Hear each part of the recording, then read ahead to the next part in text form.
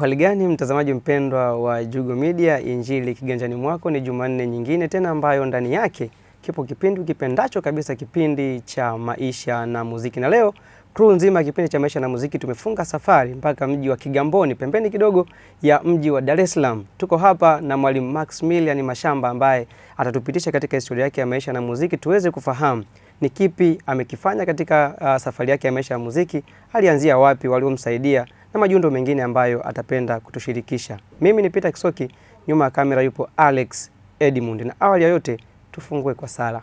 Kwa jina la Baba na la Mwana na Roho Mtakatifu. Amina. Tunakushukuru Mwenyezi Mungu kwa zawadi ya uhai na afya njema uliotujalia. Tunakushukuru kwa zawadi ya vipawa na talanta mbalimbali ambazo umetujalia sisi wanao. Tunakuomba uwe nasi katika kipindi cha leo, tuweze kufanya kipindi vizuri ili kiweze kuleta manufaa katika wale wote ambao wanatutazama, na sifa na utukufu viwe kwako, nasi tuweze kutakatifuzwa. Tunaomba hayo kwa njia ya Kristo Bwana wetu. Amina. Kwa jina la Baba na la Mwana na Roho Mtakatifu. Amina. Asante sana Maxi. Naam. Tumsifu Yesu Kristo. Milele amina. Umetrendi sana. Wanakuita Shomoro. Shomoro. Kwa faida mtazamaji, mtuambie wewe ni nani, majina yako halisi na asili yako, umezaliwa wapi na mambo mengine ambayo unapenda kutushirikisha. Karibu. Ndiyo, kwa majina naitwa Maximilian Kapesa Mashamba. Ni mzaliwa wa jiji la Mwanza. Mimi ni Msukuma. Ndiyo. Msukuma. Ndiyo kabisa. Hongera sana Max. Amina sana. Tuambie kwanza, baada ya kuzaliwa safari yako nyingine iliendeleaje mpaka hapo ulipofika?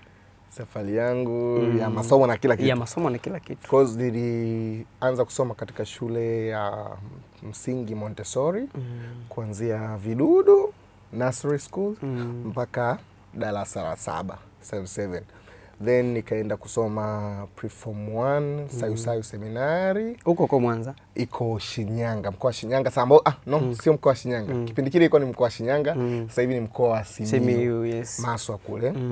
Then baada hapo nikateuliwa kujiunga na Makoko Seminari iliyoko mkoa wa Musoma, pale Musoma mjini pale pembeni kidogo tu kule ziwani. Nikukatisha kidogo hapo. Naam. Uliteuliwa? Maana yake ulikuwa umefanya ule mtihani wa kwenda kujiunga? Ndio, lazima ufanye baada ya darasa la 7 unatakiwa ufanye mtihani wa kujiunga na preform 1. Na ukienda preform 1 mwaka mzima, ukifaulu ndio unachaguliwa kwenda kwenye hizo sasa seminari ambazo seminari zilikuwa 3. Nyegezi Seminari, Makoko Seminari na Sengerema Seminari. Na wewe kwa wakati huo ulikuwa umeapply wapi? Ulikuwa umefanya mtihani wa kwenda wapi? Hiyo uapply. Ukishafanya mtihani mmoja wao ndio wanakupangia uende wapi? Wanakupangia wewe uende wapi. Ni kama tu mafrateli ukisha nini, ndio hivyo. Tuendelee. Kwa hiyo nikajiunga na Makoko Seminari form 1 mpaka form 4. Then baada ya hapo nikaenda nikasoma form 5 Songea, shule inaitwa na Mabengo High School, ndio nilipochaguliwa na baada ya kumaliza form 4. Lakini kule mazingira kidogo yalinishinda, so nikahamishwa, nikatoka Songea nikarudi Mwanza. Mazingira ya nini? Ulikuwa unapenda kula sana? Baridi sana. Kule tuko milimani sana. Baridi sana. Kipindi hicho of course nilikuwa sio, kifua changu kilikuwa sio kizima sana. Namshukuru Mungu sasa hivi niko sawa. Then nikarudi kusomea Nsumba Boys ambayo iko Mwanza pale. Nikasoma mpaka form 6, nimemaliza, nikateuliwa kujiunga na chuo cha usimamizi wa fedha IFM Dar es Salaam. Ndio. Kwa hiyo nikaishia hapo. Uliishia IFM. Hongera sana. Hongera sana kwa majiundo hayo. Na sina shaka safari yako ya muziki ilianzia seminari. Ndio kabisa. Tupe nayo, ilianzaje? Mimi ni kabla hata sija ingia seminari nilikuwa napenda sana kupiga ngoma. Nikuta kwa naimba kwa sababu dada yangu ambaye tulikuwa tunaishi naye kipindi kile, tulikuwa tunaishi mimi na mama na dada. Mama yuko very busy. Dada muda kwa ukifika ananibeba na mimi. Hiyo primary. Kabla hujaanza hata shule. Niko primary kabisa. Niko mdogo, nikitoka shule ananibeba. Hawezi kuniacha nyumbani peke yangu. Kwa hiyo ananibeba, kisha ananibeba na ananipeleka kwenye kwaya. Kifika kwenye kwaya pale ananiweka sauti ya 3. Kwa sauti ya 3 pale naanza kupiga ngoma. Piga ngoma, so ikawa damuni. Nimekuja hadi kuanza kutumikia kanisani, nikaa pale mbele naimba. Naimba tu, nilikuwa maisha yangu ni muziki. Nimekuja sasa kujiunga na seminari hiyo kuanzia preform 1 niliteuliwa kuwa kawa master. Wakati uko seminari. Niko seminari. Tulikuwa mimi na bwana mmoja anaitwa Boniface Majula. Sasa hivi yuko kusini huko anafanya kazi sasa hivi. Ndio. Tulikuwa huyo na wengine ambao nimewasahau kidogo. Then baada ya hapo nilivyoingia seminari seminari mambo mengi. Mnaingia utakatifu, then mnakuwa ukorofi hapa na wewe. Mimi nilikuwa mkorofi sana. Ila uliingia ukiwa mtakatifu. Kuna waliosoma seminari miaka yetu wanajua. Ukiwa form 1 unakuwa unasikiliza kila kitu. Ukifika form 2 ndio unakuwa vile tunaita viranja wa shule. Utaniambia nini? Utaniambia nini? Yani unajiona ndio umemaliza maisha yote. Kwa hiyo ukorofi na nini pale. Ndio. Bahati mbaya na nzuri mimi muziki ulikuwa kwenye damu yangu pamoja na ukorofi wote na nini. Muziki ulikuwa kwenye damu yangu. So tunafanya ukorofi ikifika muda wa kwenda hizo sports. Mimi mara nyingi nilikuwa nacheza basket na volleyball. Na doji kidoji unaenda kanisani. Sasa ukidoji ukienda kanisani kuna padri mmoja anaitwa Father Ndiam, kama akinikuta sipo kwenye volleyball anauliza ameenda wapi, anahisi labda nimetoroka. Kwa hiyo ananikuta niko kanisani. Mpaka imeenda hivyo. Bahati nzuri mimi nimefundishwa na ndugu zangu kabisa. Kwanza ni Dionis Mbilizi yuko Dodoma sasa hivi. Mwingine ni Timotheus Moffat, ndio walianza sasa kuniingiza kwenye huo mfumo wa kujifunza. Pia kuna kaka yetu anaitwa. Mkiwa seminari huko? Tuko seminari. Ni watu ambao mmesoma nao seminari moja. Tumesoma seminari moja. Ila walikutangulia. Tulikuwa darasa moja. Darasa moja. Tulikuwa darasa moja hao. Kasoro huyo Ruhende ambaye yuko Arusha sasa hivi. Yeye ndiye alikuwa juu, alikuwa form 4 nadhani. Kipindi chetu tuko form 2. Alikuwa form 4. Kwa hiyo yeye ndiye alikuwa ametutangulia, na yeye ndiye of course alikuwa anafuata formula zile zote. Unajua formula zote za muziki. Sisi wengine yule tunakugusa unafundishwa unaunga. Na kumpata yule ilikuwa ni kidogo changamoto. Kwa hiyo nikastick Moffat na Mbilizi wakaniingiza mpaka nikipata likizo nikirudi sasa nyumbani. Mama yangu bahati nzuri aliona hiyo kitu iko damuni, akanipa mwalimu. Na mwalimu wetu alikuwa ni Mutongole, anaitwa Marini Mtongole, ndugu yake na Nereus Mtongole. Nereus Mtongole, yes. Ni ndugu yake, nadhani kaka yake kama sio mdogo wake. Niko kwa Mwanza lakini. Niko Mwanza. Kwa hiyo Marini alikuwa anakuja nyumbani ananiletea vitabu vya piano, kupiga kinanda. Then theory nilikuwa nafundishwa na Nyanza kwa sababu kipindi hicho tulikuwa naimba naye kwa moja. Kwa hiyo lakini wakati ule wa likizo ukitoka seminari ndio. Okay. Na mimi nikienda likizo, nikikaa likizo ya wiki hata nikirudi huko nimewapiga gap sana. Umetumia effectively. Walimu wangu wanakuja anaanza kuuliza hivi vitu umevitolea. Kumbe nikirudi likizo mama ananisaidia. Na mwalimu Nyanza, kina mwalimu Jose, kuna mwalimu Cheo. Ni walimu wengi ambao of course wamenipitisha huko.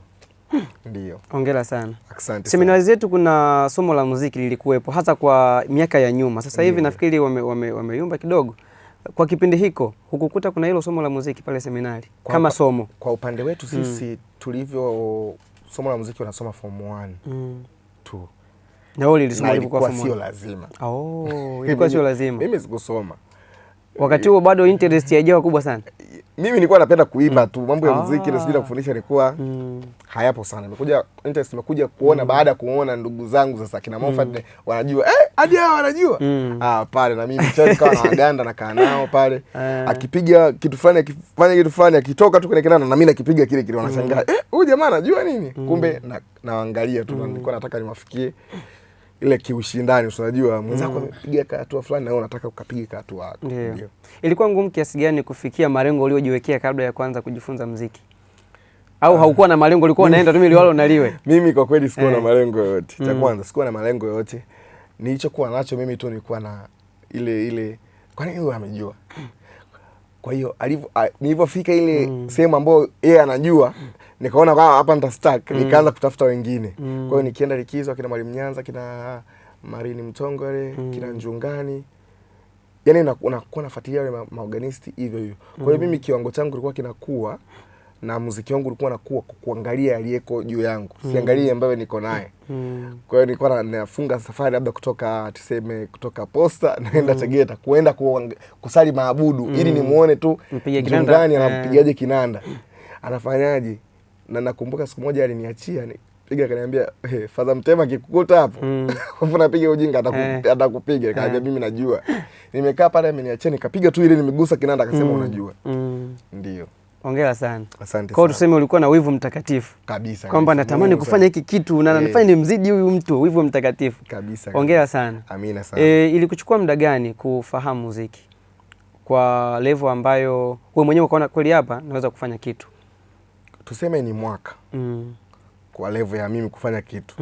Lakini kuelewa kile ambacho nilikuwa nimefundishwa kwa shuleni nilitumia miezi 3 tu. Mimi bahati nzuri mimi nikisema nafanya kitu nafanya.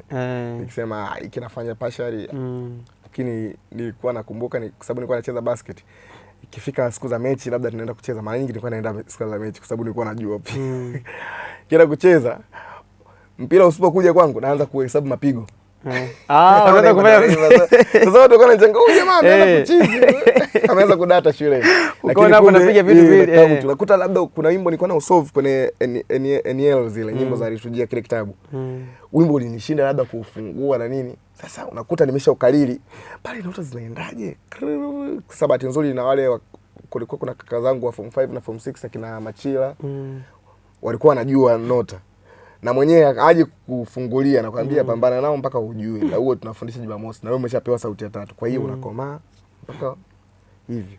Sehemu yote ulioko unawaza muziki. Mpaka ukatoboa. Mpaka nikatoboa. Hongera sana. Ndio, asante sana. Ulifanikiwa kuapply kile ambacho ulijifunza ukiwa seminari?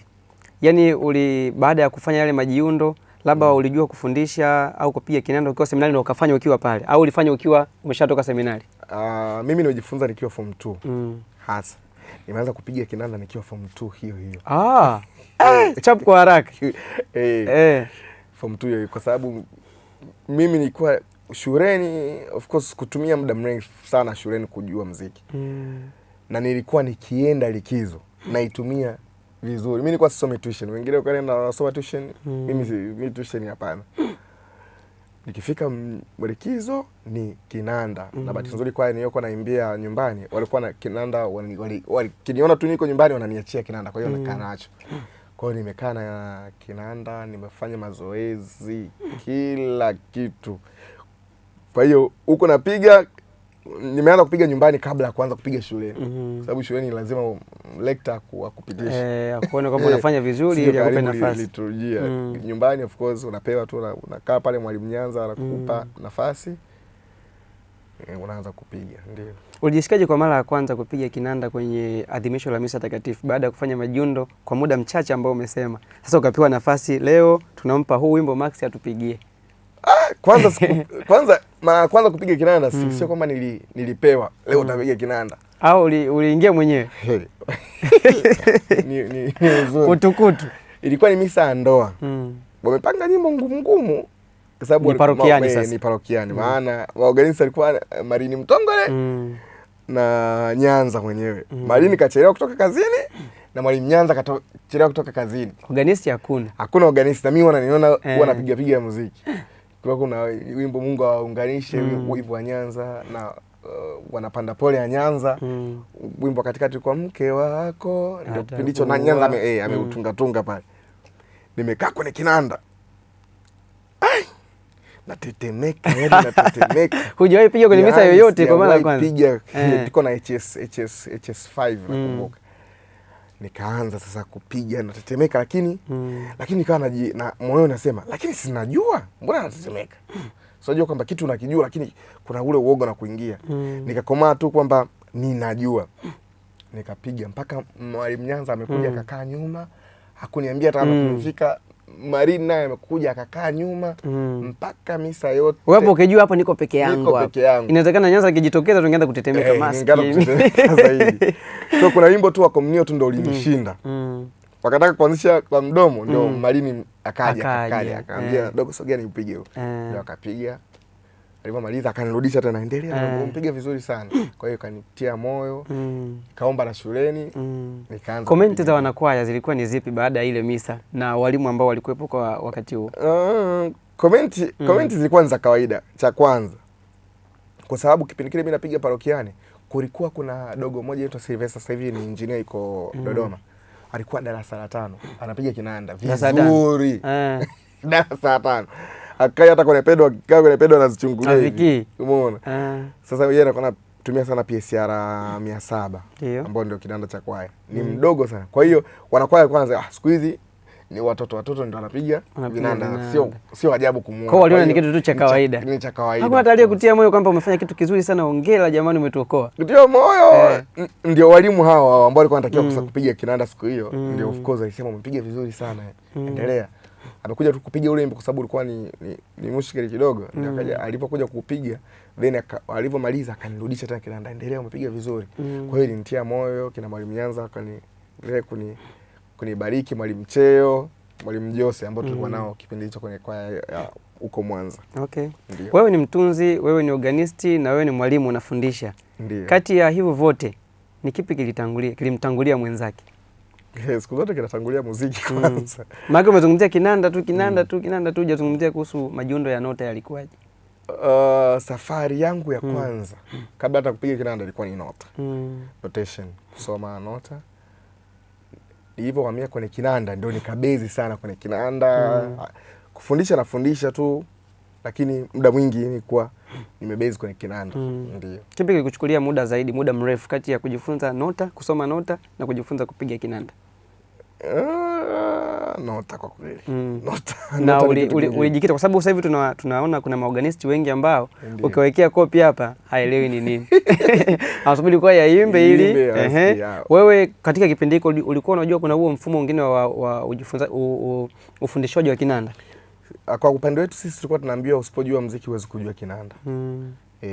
Tofauti na siku hizi bwana, mtu anakuambia bana wewe kinanda kivyake na nota ni kivyake. Of course, lakini ukiangalia katika uhalisia muziki unatakiwa ujue music notation ili ufahamu muziki hata kama ni muimbaji. Na hata ukiangalia kwenye syllabus za IBRSM na Trinity zote zinakuelekeza kujifunza kwanza nota ndio uende kwenye uimbaji, nota ndio uende kwenye kupiga float, nota ndio uende sijui kwenye performance. Kila kitu lazima kianze na nota. Ukijua nota inakurahisishia maisha yako wewe mwenyewe. Of course. Ndio. Wale kusaidia kujua nota ndio wale kusaidia kujua kutunga. Ndio hao. Ndio hao. Ndio. Neno lako moja kwa au watu ambao wamekusaidia wewe kufikia hapo? Mimi nawashukuru sana. Mofat Soros, Dionizi Mbilizi, Ruhende, Mwalimu Nyanza, Mwalimu Jose, Cheyo, kina Mora, kina Marini Mtongore, kina Njungani, wote na wengine ambao nimewasahau kidogo huko. Wote wamenisaidia sana na nashukuru sana kwa mchango wenu kwangu mimi. Mashamba ni yeye mimi. Sasa hivi bila ninyi kusingekuwa kuna mashamba huko. Kungekuwa labda kuna mashamba mwingine ambaye pengine alikuwa namba visingeli huko ndani hata au ana rap. Hongera sana Mashamba. Hongera sana. Unafanya utume mzuri sana, unafanya kazi nzuri ambayo tunaifurahia sana. Nimefanya mahojiano na masoloisti wawili wanaofanya vizuri sana Jimbo Kuu Katoliki la Dar es Salaam na nje. Wamekiri wazi kwamba wewe ndio umekuwa msaada wao mkubwa kabisa katika kujua kile ambacho wanakifanya. Dada Jacqueline, Suzy, inawezekana kuna wapo wengine wengi ambao bado sijakutana nao, lakini umewasaidia sana. Unafikiri nini ambacho kinakuvuta wewe kutoa msaada kwa watu wengine kwa hicho ambacho Mungu amekujalia? Mimi hamna kitu kinanivuta.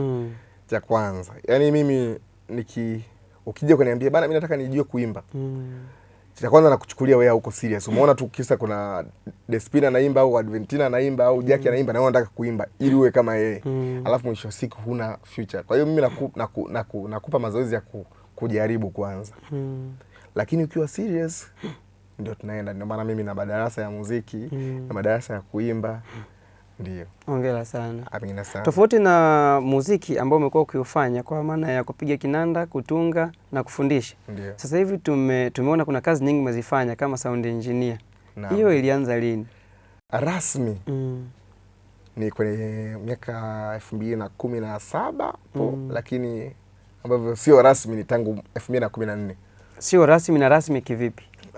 Sio rasmi, ilikuwa tu mimi naenda studio.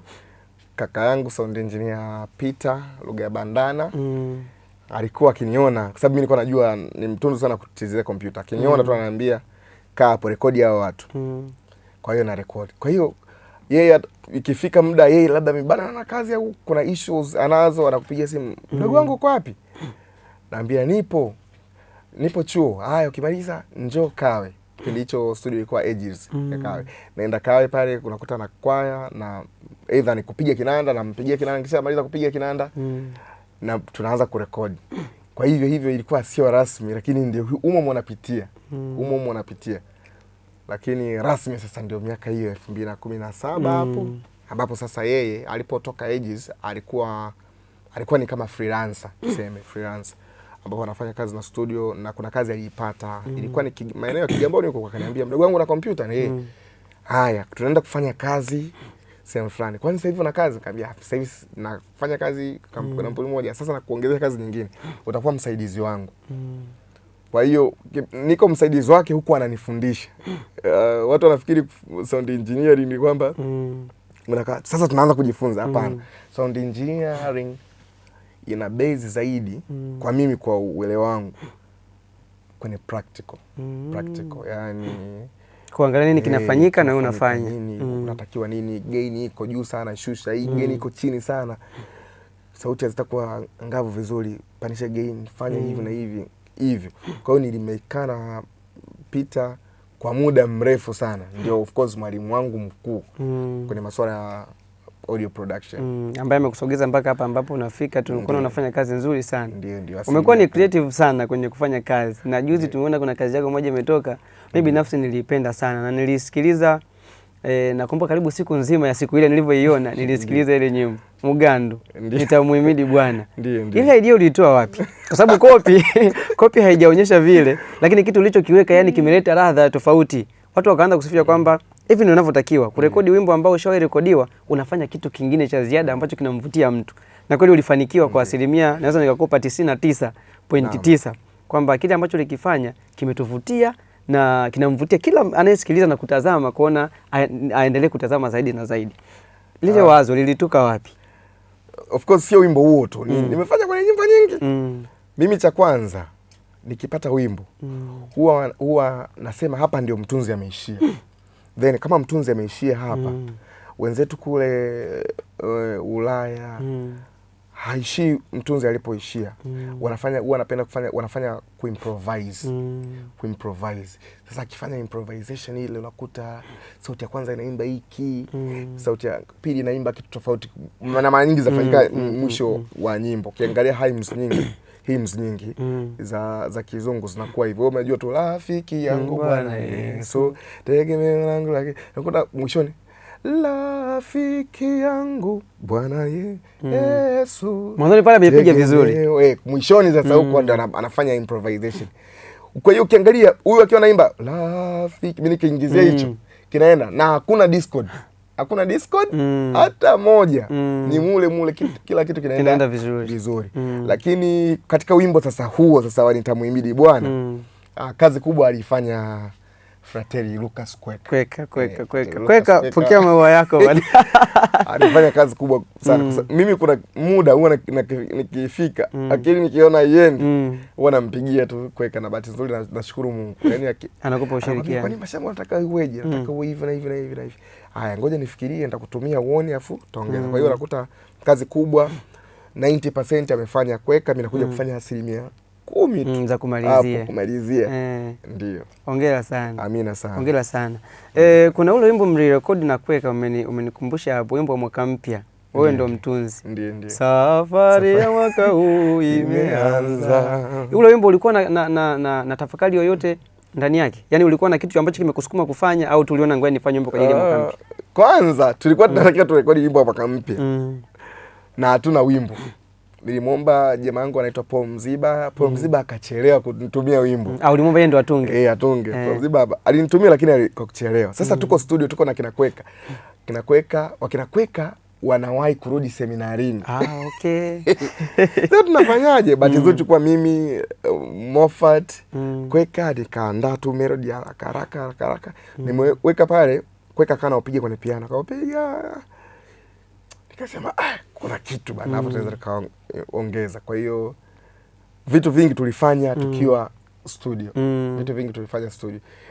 Wimbo kwa sababu umeandikwa mtunzi Mashamba, sio kwamba idea zote ilitoa Mashamba, hapana. ilikuwa ni tofauti tofauti. Ni tofauti tofauti. Kwa mfano shairi ile la mwaka huu uwe kwangu faraja, kuna Patrick Mdeme alitia kitu chake kule Mwanza, safari ya mwaka huu Moffat alitia kitu chake, lakini ndio hivyo na mimi nikafanya vitu vingi na kuna katia pia naye katia vitu vyake mpaka tunakuja kurekodi, na unakuwa nakumbuka tulirekodi siku hiyo hiyo tukashuti siku hiyo hiyo, na ilikuwa ndio siku ya mkesha. Okay, yani ni kama mlitunga siku hiyo hiyo. Yani kila kitu kilimaliza siku hiyo hiyo na mkaiachia siku hiyo hiyo. Tuliachia kesho yake asubuhi. Umeme ulikatika. Watu wa video hawakuexport. Kwa hiyo wakaenda kutafuta sehemu yenye umeme ndio wakaenda kuexport sasa baadaye. Hongera sana. Ni wimbo wako upi ambao umeutunga wewe kwa namna ya pekee kabisa, unasema kwa kweli huu wimbo hata sielewi ilikuwaje, ni mimi au sio mimi? Kwa maana ya kwamba unaona kama ilikuwa zaidi ya mafikirio yako kwamba utafahamika au watu wataupokea kwa kiasi hicho?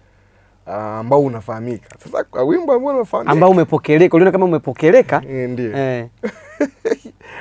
Ulipokeleka sana ndio huo safari ya mwaka huu. Ingawa kuna nyingine nyingi. Ndio. Umepokeleka mpaka tulikuwa tunajiuliza, of course ukiwa unatengeneza kitu wewe mwenyewe ukisema mbona wimbo kama nauona unaenda kuwa mkubwa. Na ukitoka unakuta kabisa uko hivyo. Kwa hiyo safari ya mwaka huu kwangu mimi ndio wimbo mpaka sasa hivi ndio wimbo wangu bora ambao unaona umepokeleka sana na watu wengi wanani.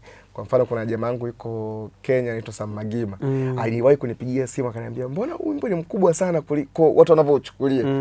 Kaambia ndio hivyo kaka. Sasa akaufundisha kwake, akanitumia video clip. Msikie hiyo sound inayotoka hapo. Ulifanyaje kutunga wewe? Vitu vingine unavuviwa tu vinatoka tena, vitu vya haraka, si kwamba umekaa mwezi mzima au wiki nzima unaandika, hapana. Ni kitu cha hapo hapo. Okay, hongera sana. Huu ni wimbo ambao ulipokeleka kwenye jamii na kanisa kwa ujumla.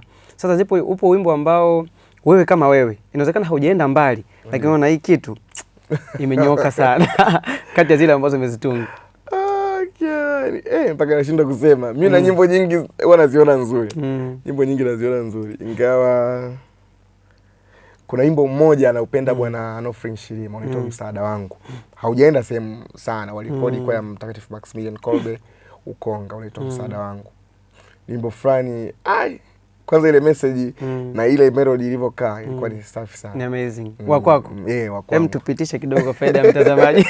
Msaada wangu hukatika Bwana, msaada wangu hukatika Bwana, aliyezifanya mbingu na nchi.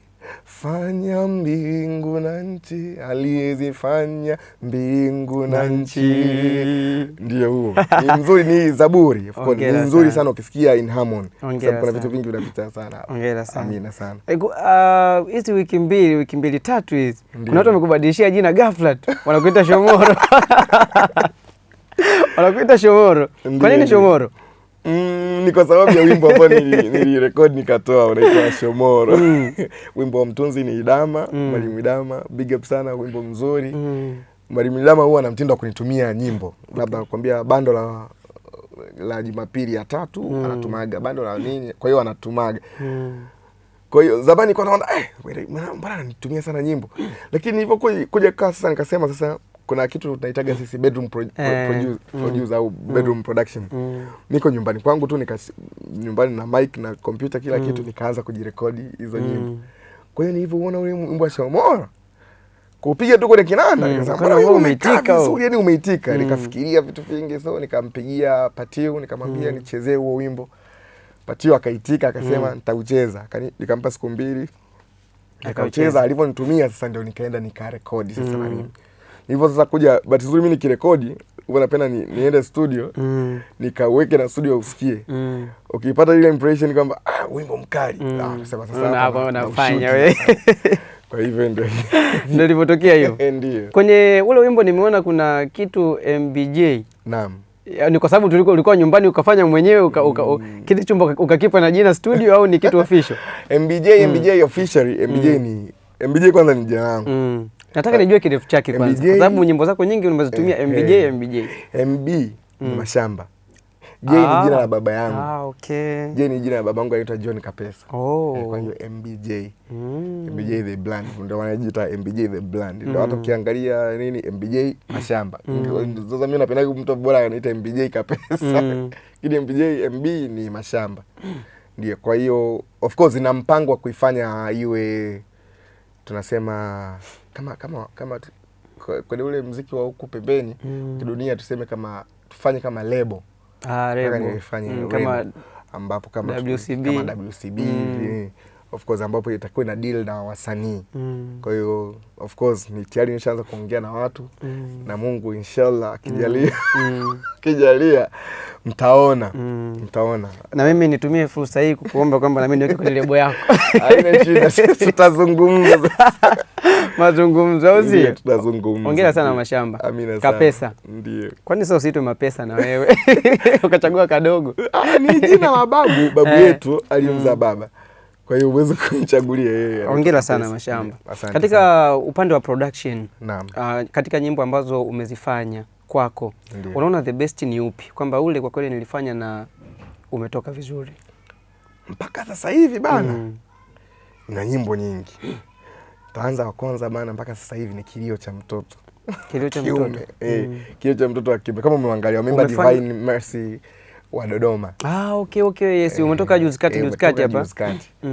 Kilio cha Mtoto kiume. Alafu then kuna mwingine unaitwa Nitamuhimidi Bwana, kama ulivyokuwa unasema. Nitamuhimidi Bwana, yes.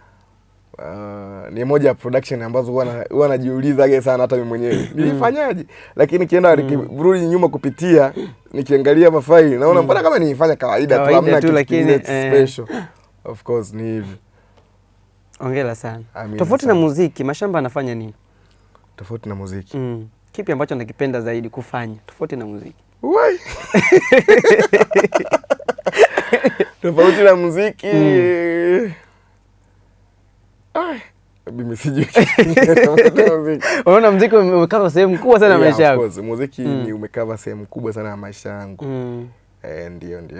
Malengo yako ni yapi kwenye upande wa muziki general, katika upande wa muziki, production ya muziki, na upande wa utunzi na upigaji kinanda? Malengo yako ni yapi kwa mbele? Kwa sasa hivi, kwa siku hizi sipendi sana kupiga kinanda. Napenda kutunga. Watu wanaochipukia wachipukie.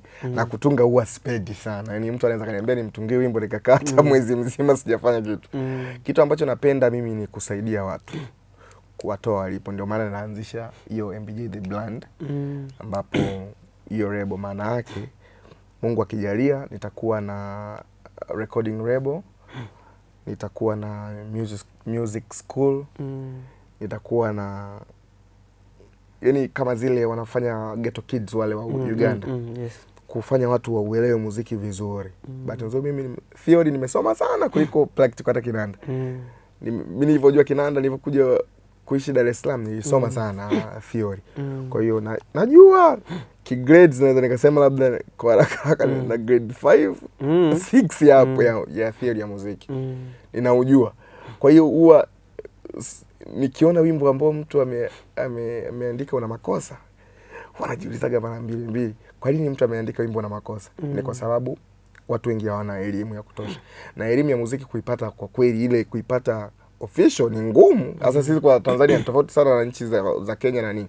Kwa Tanzania ndio hivyo. Jinsi nilivyojifunza mimi ndio wengi wanavyopitia hivyo. Na mwisho wa siku mtu anatunga nyimbo, sio anatunga kwa ajili ya kujifurahisha, anatunga nyimbo kwa sababu anakuwa anavuviwa. Mimi nilianza kutunga nyimbo sijui hata harmony inakuaje. But nzuri Janza alikuwa ananirekebisha, Mwalimu Jose alikwambia, "Mbona kama hii imekaa vibaya." Kwa hiyo matarajio yangu ndio hivyo, MBJ the Brand, kufanya watu waelewe muziki, watu wa practice muziki na watu wauishi muziki. Ndio. Hongera sana. Tunakutakia kila la heri kwa sababu ni wazo ambalo limebeba kitu kikubwa ambacho kinaenda kuwasaidia watu. Kwa hiyo na sisi tukutakia kila la heri. Mwenyezi Mungu akufanikishie katika hayo mawazo ambayo uko nayo, ili hicho ambacho unakiwaza basi kiweze kuleta manufaa katika jamii na kanisa kwa ujumla. Amina. Unawezaje kukabiliana na changamoto za wanakwaya? Bwana, wanakwaya wana changamoto. Kwako unawezaje kukabiliana nazo kama mwalimu? Nilikuwa na msimamo cha kwanza. Wewe ni mwalimu. Kwa Kwa hiyo kama wewe ni mwalimu lazima uwe na msimamo. Takupa mfano angavu kabisa. Jana sisi kwaya naoimbia tunakutana saa 12 kamili. Mazoezi. Saa 12 kamili imefika, wanakwaya wako 4. Bwana. Ingekuwa wewe ungefanyaje? Inahitaji moyo mkuu. Sasa mimi kuwa na msimamo, ingawa tunafanya mambo ya kimungu na mwisho wa siku kazi ya Mungu sio kazi ya hovyo ovyo na wala sio kazi ya kujisikia tunaenda na kujisikia. Niliwaambia leo hatutafanya mazoezi, tutafanya of course sio mimi ndio niliwaambia. Tulikuwa walimu kama 5. Walimu tulikuwa 5. Alafu wanakwaya 4 hapo wamewahi. Hivi hiyo sasa hapo nafundisha nini? Umeona? Mwisho wa siku hamna kitu. Kaambia tu hatutafanya mazoezi. Twende mkaende mkajadiliane tena wanakwaya upya, muone muda gani ambao mnaweza mkafika kwa wakati na tukaanza mazoezi. Kwa sababu utafundisha hao 4, kesho 4 hao hawatakuwepo, watakuja wengine. Utaanza tena upya. Maana yake mnafanya nini? Mnacheza, mfanye kitu. Na tunahubiri. Kwa maana kuhubiri tuanze kujihubiria sisi kwanza, afu ndio tuwahubirie watu wengine, ndio. Kweli. Lakini kingine tena ni yani delays, kujivuta. Unajua ukimkuta mwanakwaya ambaye anawahi kwenye kwaya muda wote anaelewa nini anakifanya na amefuata nini kwenye kwaya. Lakini yule anakuja for praise, labda amemwona fulani anaimba kwaya na yeye ameenda. Hawezi kufuata haya mambo ya kwaya. Ndio. Kwako mtunzi gani unaona kama kwa hivi sasa anafanya vizuri na anakuvutia zaidi kwa ule utume ambao anaufanya? Kwa hivi sasa. Kwa hivi sasa. Wa kizazi kipya, achana na wale magwiji wale wakina Mgwanda, achana na kizazi kipya. Ni wa mwaka gani? Hebu nielewe. Kizazi baada kina Siote. Hawa kuanzia wakina Bernard, wakina Idama, wakina Wasonga, wakina nani. Ndio nazungumzia kuanzia hapo. Umeipa mtihani mgumu. Unataka tu kwa uwakilishi. Sikuchoma au nimekuchoma? Hapana, unichoma. Mimi the best mtunzi. Best ana melody nzuri, harmony ndio yani unaona kabisa nafika mbinguni. David Wasonga. Wa pili ni Dama. Alafu kuna Mzee Chile. Kuna Boni Maria. Kuna Mwalimu Nyanza. Ingawa Mwalimu Nyanza hayuko kwenye hela hiyo. Mwalimu Nyanza ni wa zamani. Mwalimu Nyanza ni wa zamani. Kwa hawa vijana kabisa, nikisema kwa vijana kama sisi sasa. Mtunzi kijana kabisa. Ni nani sasa hapo kijana? Simjui. Umjui Kweka? Wako wengi of course. Kweka unajua Kweka, utunzi wa Kweka si yani mimi ninavyoona. Yani yuko beyond muziki ambao tunaufanya sisi. Yeye yuko tofauti. Yuko tofauti kabisa. Yani ameuzidi. Kwa mimi ninavyoona, ameuzidi. Sio ameuzidi kwa elimu. Mafikirio yake. Yani sijui niseme. Mimi ambaye najua tungo zake nyingi. Unaelewa. Naelewa anachokisema kwamba amezidi. Sisi wengine tuko bado tumekaa kwa ile hela ya kimgando. Ukikuta kwa mfano wimbo wa Mwalimu Ramila, unajua kabisa huyu ni Mgando. Huyu ni Wasonga. Amekaa huyu ni Makoe. Umeona? Lakini Kweka ana identity ya peke yake kabisa. Ukiangalia damu hii iliyomwagika lela nitoa. Umeona? Alafu kuna nyimbo nyingi ametunga. Amefufuka, kafufuka. Ni nyimbo ambazo mimi napenda huwa namwambia unatunga kwaya lakini imekaa mahazi ya R&B fulani hivi. R&B, muziki wa R&B. Very soft. Hautumii nguvu. Yaani ukiusikia tu wimbo tayari umeupata afu unaenda ndani.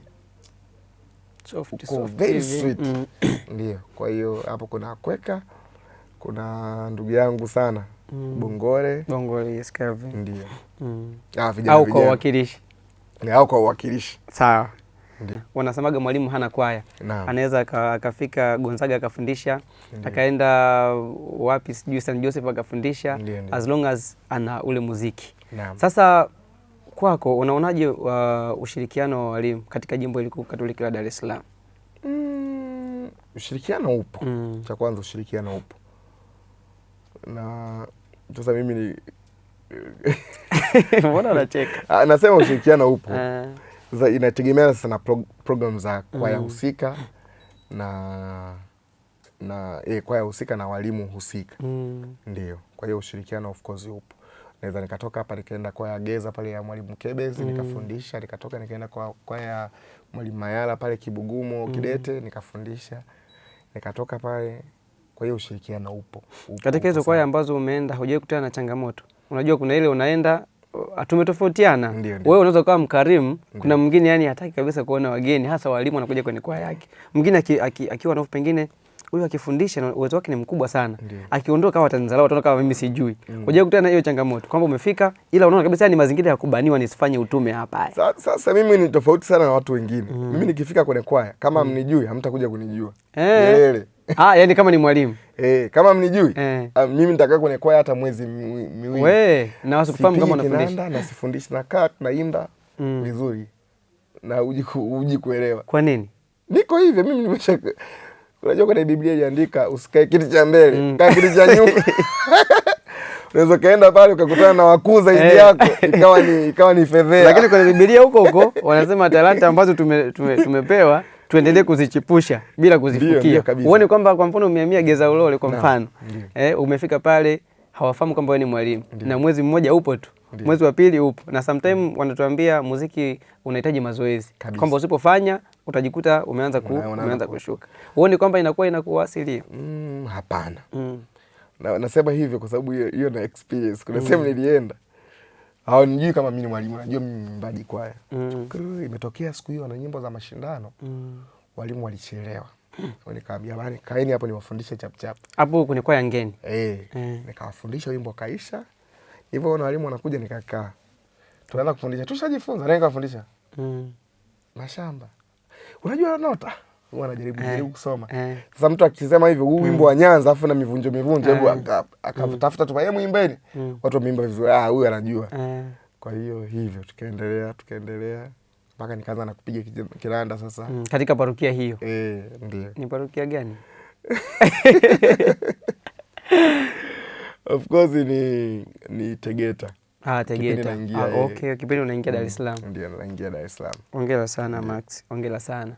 Umewasaidia masoloisti wengi. Wachache ninao wajua. Lakini wapo masoloisti wengine ambao wanafanya majiundo ile wanahitaji msaada mkubwa sana. Wanaruhusiwa kuja au wanaruhusiwa kukutafuta? Mimi napatikana. Nikiwa na muda nasaidia, nikiwa sina muda nitakwambia mimi sina muda basi. Ila mimi napatikana na of course na ninafurahia kusaidia watu. Mwisho wa siku wanasema hata ukifariki watakuja kwenye hiyo historia ya marehemu watataja marehemu alisaidia waimbaji wengi sana. Sio kwamba alibania waimbaji wengi. Marehemu alisaidia waimbaji wengi sana. Ndio. Kuna gharama zozote unatoza katika kuhakikisha kwamba unawasuka watu kuelekea katika ubora wa kimuziki? Inategemea. Inategemea na nini? Inategemea na muda. Mtu anakuambia bana, nataka unifundishe sawa. Ila sasa hivi sina muda. Bana mimi nitakulipa. Akamwambia sasa mimi na muda ambao huo unaosema na kazi zingine. Kwa hiyo ili niache hizo kazi nyingine itabidi sasa tuone namna ya kucompensate hapo. Unaona, lakini nikiwa free ninafanya. Ndio. Nafikiri hata kipindi chenu ambacho mmekiandisha kimelenga pia kuwasaidia masoloisti. Kinaitwa Friday Melody Moment. Hongera sana kwa kipindi hicho. Kuna changamoto gani ambazo unazipata katika uendeshaji? Kwa sababu tumetembea mpaka kufika hapa. Mimi na director wangu mpaka kufika hapa ni mbali. Sasa wakati fulani unakuta masoloisti wanatoka Tegeta, sijui wapi, wanakuja afu na kipindi ni usiku. Kwa mfano Rufina anatoka Ununio. Mbali sana. Mbali sana. Of course sisi unawasaidia vipi? Yaani niseme tulianzisha hicho kipindi kwa ajili ya kuwainua watu. Studio sessions na live session ni vitu viwili tofauti sana. Of course. Despina anaimba kwenye live kwenye hizo nyimbo tunazomuona ni tofauti na yule atakayeimba kwenye live session. Sure.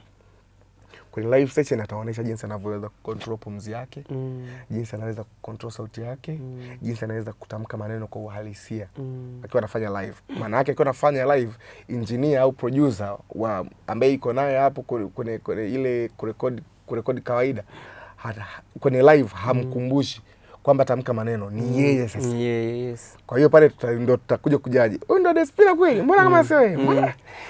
Kumbe Despina na live anaimba vizuri hivi. Umeona?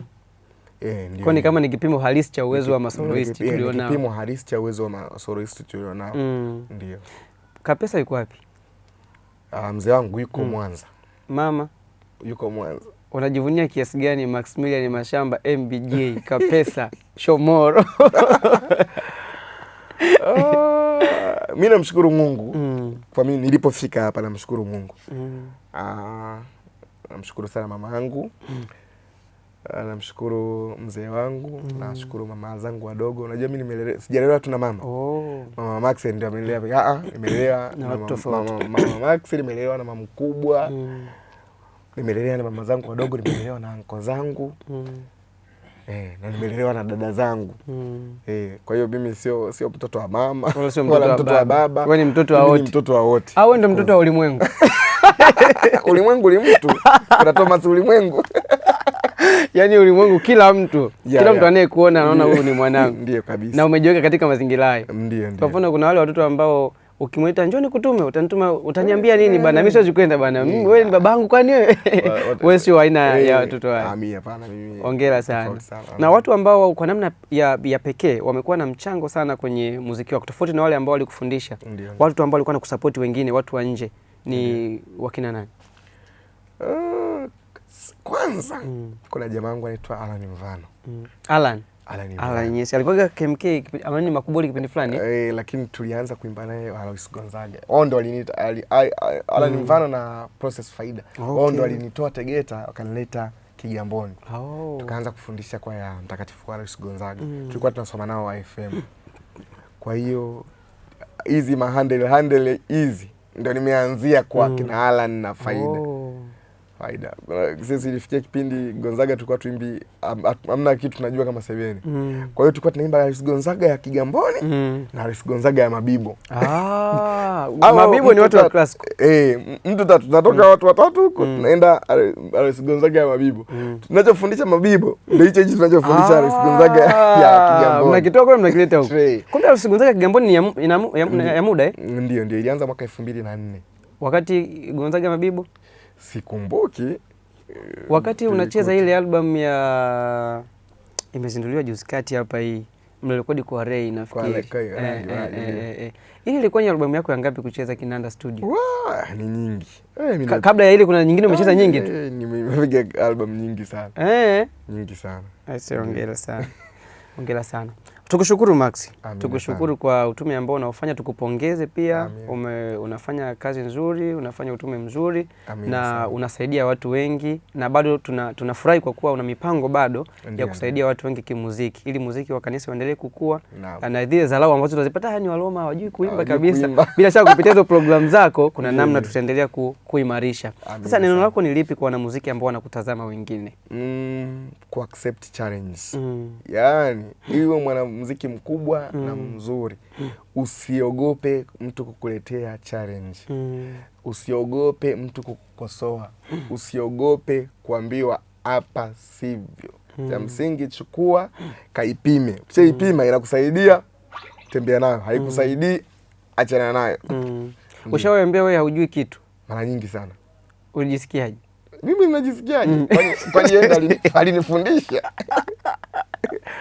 Kwa hiyo ukiniambia mimi sijui, naamini mimi sijui kwa sababu wewe unajua. Nifundishe sasa nijue. Sasa itategemea sasa ni wapi na wapi. Nitakupa mfano mmoja. Iliwahi kutokea kwenye kinanda tu. Mimi nikiingia kupiga kinanda, nikashikashika tu, akaja mwalimu mmoja akanitoa kwenye kinanda, hujui kupiga kinanda kaka. Akaanza kupiga wimbo mmoja hivi, anaupiga wimbo anasema huyu mbona anapiga. Hapo ni tofauti na kwenye misi. Kwa tu studio, kwa studio session. Anapiga, mbona huyu anapiga sauti ya kwanza tu na ya nne ilikuwa ni Kwako Bwana. Kuna audio iliwahi kutrend, ilitrend sana. Tulikuwa tuna kikundi kinaitwa Stella Maris cha Mabibo. Kwako Bwana zina kuna kafioga nikametamba za wewe mimi ndio nilipiga game. Ni wewe kumbe? Unyama sana. Sasa yule sound engineer ambaye ndio Peter akaambia, akasema alikuwa anamwambia Simon Mvano hebu leteni mtu serious akae kwenye kiranda huko. Wakati yule jamaa yuko pale. Mvano akasema anapiga wadogo. Huyu anajua. Anajua wewe mpe kidana anapiga wewe wadogo. Kwa hiyo jamaa akatoka Nikamwambia tunaanza. Yeye akasema anaanza.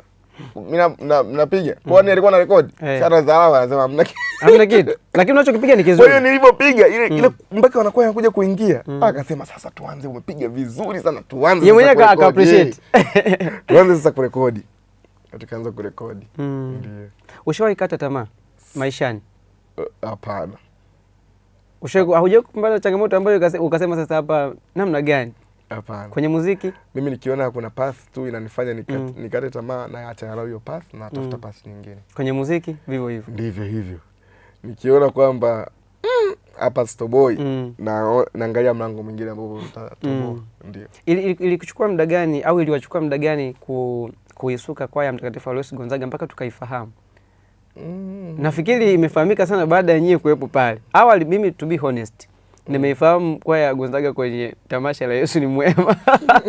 Kabla hapo nilikuwa sijui. Of course mimi nijiunga rasmi na Gonzaga mwaka 2015 14. Walivyochukua kina Alan Mvano na Process Faida. Ambao of course ndio mafanikio ya Gonzaga yalipoanzia. Faida yule jamaa conductor yule. Conductor yule ndio yalipoanzia. Faida na Mvano walikuwa wanajua muziki kuliko mimi. Na mpaka sasa hivi naamini. Sema tu Mvano hapractice sana muziki, Faida na mwenyewe yuko very busy. Koko hapractice muziki sana, lakini kisema tu practice. Sisi tulikuwa tunachukua classics za Handel, tunakaa nyumbani. Mara nyingi kutoka nakutana pale feri kwa Faida, tunaanza kusikiliza walivyoimba. Tunasikiza. Tunasema tunaenda kufundisha. Haturudi nyuma, wanakwaya hata kama hawaelewi, wataelewa tu. Kwa hiyo unaona kabisa hapa tutoboi, lakini unaona tutaenda tu hivyo hivyo. Kwa tulikuta inapiga michiriku. Nikasema sasa hii kwa hii kuibadilisha. Tuanze kulima kwanza nyundo. Kwa hiyo tulikuwa tunapiga nyimbo zile very standard nyimbo. Yaani tulikuwa tunachagua. Hauwezi kufundisha tu wimbo mrahisi. Tunachagua nyimbo very technical ili mtu ambao utawaimarisha kiuimbaji. Mwanakwaya akiwa hata unamfundisha ana lazima kusikiliza kwa makini kwa sababu anajua asipokusikiliza tu hawezi kuelewa. Imepita huko. Na tulikuwa tunahakikisha kila inapofika muda ule shukrani tunapiga classic moja ya nje ili kuwaimarisha zaidi. Nakumbuka tulianza tukua tunaimba kipindi kile kwa tunaimba kwa Bwana. Kwa Bwana. Sio sasa hii kwa ambao watu wengine wanaimba. Sisi kwa aina tofauti. Tofauti kabisa. Tukaja tukaimba Nitakushukuru ya Mozart. Okay. Kwa hiyo wanakwaya kwa wanaendelea kugrasp, wanapata mwisho wa siku wakaelewa. Kufundisha kutrain vocals na train vizuri. Kwa hivyo ndio hivyo. Mpaka Mkasa, nakumbuka Mkasa tulikutana naye, alikutana na Gonzaga zaidi ya mara 3. Nikamwambia tuite tamasha ya Yesu ni Mwema. Anacheka tu anasema nitawaita tu siku ikifika. Tukashangaa siku moja akatutumia barua. Kwa hiyo akatuita kwenye tamasha ya Yesu ni Mwema. Mungu alijalia tukafanya ambacho tulifanya. Mlifanya vizuri sana. Amina sana. Mlifanya vizuri sana. Mimi nilikuwa kwenye ile tamasha. Ni miongoni mwa kwaya ambao zilifanya vizuri sana. Baada ya tamasha ulikuwa ukimuuliza kila mtu anakuambia Gonzaga wamefanya best kabisa performance. Ongera sana. Mpaka sasa hivi umefundisha kwaya ngapi kwa kumbukumbu zako? Serious kabisa ni umefundisha kama kwaya zije 5. Serious. Achana zile unapita tu unafundisha una. Serious. Mtakatifu Yosefu Mwanza ambao ndio kwaya ilionilea tangu niko mtoto. Hata nikirudi nyumbani lazima niimbie tu hiyo. No matter what. Ya pili Tegeta Gaspari the Buffalo. Ya 3 Aloysius Gonzaga. Mabibo ndio. Ya 4 Aloysius Gonzaga Kigamboni. Ya 5 Malcolm Injili Mji Mwema.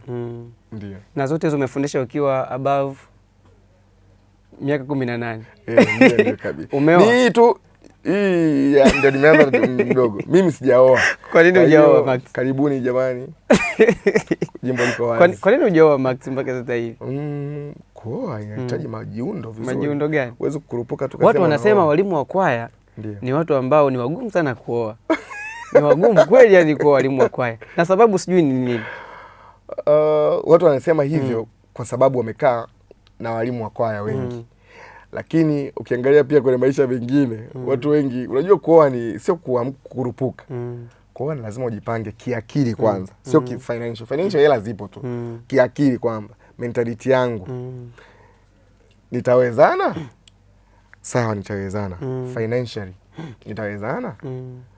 Nitawezana. Haya, huyo naye mtajia kumuoa atawezana? Ndio hapo sasa, ikifikaga hapo ndio inaanza kustaki. Kwa hiyo kwa miaka yote wewe mmoja kabisa hauwezani na hamna mtu anawezana na wewe. Sio kuwezana, kuwezana huko nasema kwamba kwa hiyo kuna muda niseme tu mwaka 2020 nilimwambiaga mzee wangu bana, mimi nilimfuata mzee, mimi sikumwambia hata mama. Naoa mwaka huu. Ulikuwa serious, ulikuwa unamtania? Very serious. Kusema sawa. Kulikuwa kuna harusi ya kakaangu. Inafanyika wapi, Mwengi. Uje unionyeshe, kaambia sawa. Ishaamua. Ikatokea mambo ya kutokea. Na huyo mtu alikuwepo kumuoa. Yaani alikuwepo na yeye alikuwa na utayari. Kwa hiyo ikatokea kutokea story kaishia hapo hapo. Sasa hiyo inasemekana kwamba hasa walimu wa kwaya, yani mahusiano yenu yanakuwa ni muda mrefu sana. Yani kiasi kwamba mnaweza hata wazo likabadilika mkiwa bado kwenye mahusiano. Wakati unaweza tukafanya maamuzi baada ya kukutana, unafanya maamuzi mnaendelea. Ndio hiyo narudi kwamba maamuzi hayo yanategemea wewe kwanza, utayari wako wewe. Ukiwa na utayari wako wewe, mwenzako na wenyewe kuwa na utayari. Ambapo sasa hapo ndio vinakujaga excuse nyingi. Mpaka sijui niende nyumbani kwetu nikaage. Mara na wewe unaanza kusema mwenzako yuko tayari, unaanza kusema subiri kwanza. Kwa hiyo unapochelewesha mambo ndio maisha. Kwa hiyo ni vitu vingi vinasababisha watu wasioe mapema. Lakini mwisho wa siku tumshukuru Mungu kwa neema alizotujalia. Na mtulie naona hivi karibuni. Bila shaka mwaka ujao hautapita. Ni Mungu alivyopanga. Nafikiri atakuwa amepanga hiyo. Kabisa. Hongera sana. Muhimu sana. Max, kama kuna jambo lolote la kuambia watazamaji wakati tukielekea mwishoni kabisa mwa kipindi. Neno lako la mwisho ambao pengine tumesahau kukuuliza lakini unalo moyoni unatamani ulitoe. Wazungu wanasema music is the shorthand of emotions. Kwa hiyo kwa Kiswahili muziki mimi naongelea wide kwamba muziki ni kitu ambacho kinaendana na hisia sana. Kwa hiyo kama muziki unaendana na hisia sana, tusiufanye muziki kama kitu cha kawaida. Tuchukulie muziki kama kitu kikubwa. Organist unapopiga uko kwenye ibada, unapopiga kinanda, piga kinanda vizuri na ile tunasema padi anamshusha Yesu pale altareni. Umuone kabisa Yesu anashuka. Mwanakwaya imba vizuri kwa moyo, imba kwa kufurahia, imba kwa nguvu, anaimba vizuri, anasali mara mbili. Kwa hiyo tusiuchezee muziki na tusiuchukulie poa muziki. Ndio. Sawa, msiuchukulie poa muziki, lakini wapiga vinanda mwe mnatoa sadaka. Ni muhimu. Hilo la muhimu sana. Ni muhimu sana. Wewe unatoa Max? Mimi natoa sana. Mimi kama nimekuambia sasa hivi sipendei sana kupiga kinanda. Lakini ukiwa unapiga wewe unatoa? Nilipo maorganisti ni wengi. Kwa sababu tunaambiwa pale wakati Mungu Baba, ukiona kisomo kinapita basi mtu anaangalia na pedo. Anatafuta pedo. Max, tukushukuru. Asante kwa muda wako. Tumefunga safari, tumefurahi kupajua Kaki Media, mazingira mazuri, tunafurahia mapokezi. Sina shaka baada ya hapo tutapata angalau hata kitimoto kilo 2. Muhimu. Tunashukuru sana Max, nakutakia utume mwema. Yale ambayo umeyapanga kwa ajili ya kustawisha muziki, Mwenyezi Mungu akufanikishie. Na siku moja tuje tufanye mahojiano mengine yanayotokana na kile ambacho umekiandaa. Amina sana. Kila la heri. Amina. Tufunge kwa sala. Ndio. Kwa jina la Baba na la Mwana na Roho Mtakatifu. Amina. Tunaukimbilia ulinzi wako mzazi mtakatifu wa Mungu. Tunyume tukiwa katika shida zetu. Utoe poa siku zote katika patalini. Ewe Bikira mtukufu mwenye baraka, watakatifu wote wa Mungu. Kwa jina la Baba na la Mwana na Roho Mtakatifu. Amina. Tukushukuru mtazamaji wetu mpendwa ambaye ulikuwa pamoja nasi katika kufuatilia kipindi chetu pendwa kabisa cha Maisha na Muziki, ambapo siku hii ya leo kwa namna ya pekee tulikuwa na Mwalimu Mashamba, Maximilian Mashamba Kapesa, ambaye wengi wanapenda kumuita Shomoro. Tumefanya naye mahojiano, kila mmoja ametambua kile ambacho amekieleza, wapi alianzia, majiundo wake waliomsaidia na watu ambao wanawakubali katika muziki.